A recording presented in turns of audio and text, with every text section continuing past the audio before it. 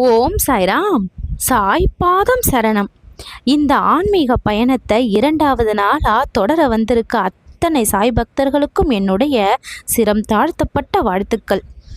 குருவினுடைய அருள் இருந்தாதான் இதை 2வது நாள் தொடர்ந்து கேட்கக்கூடிய பாக்கியம் கிடைக்கும். அந்த விதத்தில் பாக்கியசாலிகளான உங்களை இந்த அத்தியாயத்தை கேட்க வரவேற்கிறேன். அத்தியாயம் 2, ஆன்மீக விளக்கத்துடன். குருவின் அருளால் தொடங்கும் வாழ்க்கை. இந்த அத்தியாயம் ஒரு முக்கியமான உண்மையை எடுத்து காட்டுது. குருவினுடைய அனுமதி இல்லாமல் ஆன்மீக பயணம் முழுமையடையாது. இந்த அத்தியாயத்தில் ஆசிரியர் ஹேமாத்பன் சாய்பாபாவினுடைய வாழ்க்கையை எழுதணும்னு எண்ணப்படுறாரு. ஆனால் அவர் உடனே எழுத தொடங்கலை. முதல்ல பாபாவினுடைய அனுமதி வேண்டும்னு நினைச்சாரு. ஹேமாத்பன் எப்படி இந்த பெயரை பெற்றார்னு இப்போ பார்க்கலாம். இந்த அத்தியாயத்தில் ஒரு நாள் பக்தர்கள் அனைவருமே பாபாவுடன் பேசிக்கிட்டு இருந்தாங்க.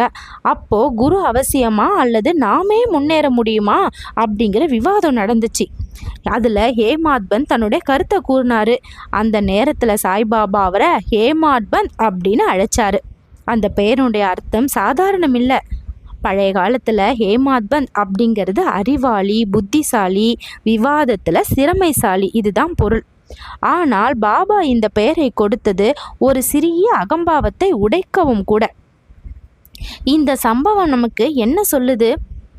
அறிவு இருந்தாலும், அனுபவம் இருந்தாலும், அகம்பாவம் இருந்தால் உண்மை புரியாது.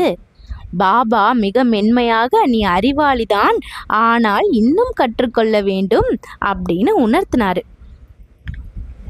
அதுக்கப்புறம் ஹேமாத்பன் பாபாவினுடைய லீலைகளை எழுத ஆசைப்பட்டாரு. அவர் நேரடியாக கேட்கல, மற்றொரு பக்தரின் மூலம், மாதவராவ் மூலம் கேட்க வச்சாரு. ஆனால் ஒரு நிபந்தனைன்னு பாபா அனுமதி கொடுத்த உடனே சொன்னார், என் கதையை நான் சொல்லுவேன், நீ ஒரு கருவி மட்டும்தான். இந்த வார்த்தையினுடைய ஆழமான அர்த்தம், இதில் மிகப்பெரிய ஆன்மீக உண்மை இருக்கு. நான் செய்கிறேன் என்ற எண்ணம் தவறு. உண்மையில் எல்லாம் இறைவன் செய்கிறான், நாம் ஒரு கருவி மட்டுமே. இதுதான் இதனுடைய ஆழமான அர்த்தம். மனித வாழ்க்கைக்கு இதனுடைய பொருள் என்ன தெரியுமா? பல நேரங்களில் நாம் நினைப்போம், நான் தான் சாதித்தேன், நான் தான் உழைச்சேன். ஆனால் இந்த அத்தியாயம் சொல்கிறது, உன் பின்னால் ஒரு தெய்வ சக்தி இருக்குது. இந்த அத்தியாயம் முழுவதும் ஒரு கேள்விக்கு பதில். குரு அவசியமா? பதில் ஆம், நிச்சயம் அவசியம். ஏன்? குரு இல்லாமல் வழி தெரியாது, குரு இல்லாமல் மாய புரியாது, குரு இல்லாமல் உண்மையை அடைய முடியாது. சாய்பாபா சொல்கிறாரு, நான் உன்னை வழி நடத்துவேன் அப்படின்னு நமக்கு உறுதி கொடுக்குறாரு. வாழ்க்கைக்கு தேவையான 4 முக்கியமான பாடங்கள் இருக்குது.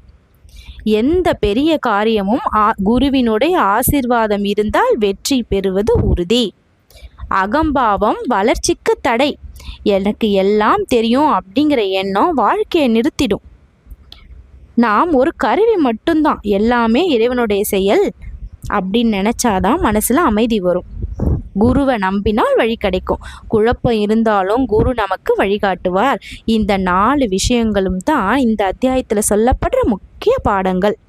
நாம் செய்வது எதுவும் நம்மால் அல்ல, குருவின் அருளால் தான். மனதில் நிற்க வேண்டிய வரி என்ன தெரியுமா? நான் செய்கிறேன் என்ற எண்ணம் குறைந்தால் இறைவன் செய்கிறான் என்ற உண்மை நமக்கு தெரியும். இந்த அத்தியாயம் 2ல் சொல்லப்படுற வாழ்க்கை பாடம் இதுதான். இன்றைய தினத்தில் இதை கேட்டு மனசில் உள்வாங்கி இதை பின்பற்றி நம்ம வாழ்க்கையில் செயல்படுத்தினோம்னா நம்ம குருவினுடைய அருளால் வாழ்க்கையில் வெற்றி நிச்சயம் கிடைக்கும். ஓம் சாய்ராம்.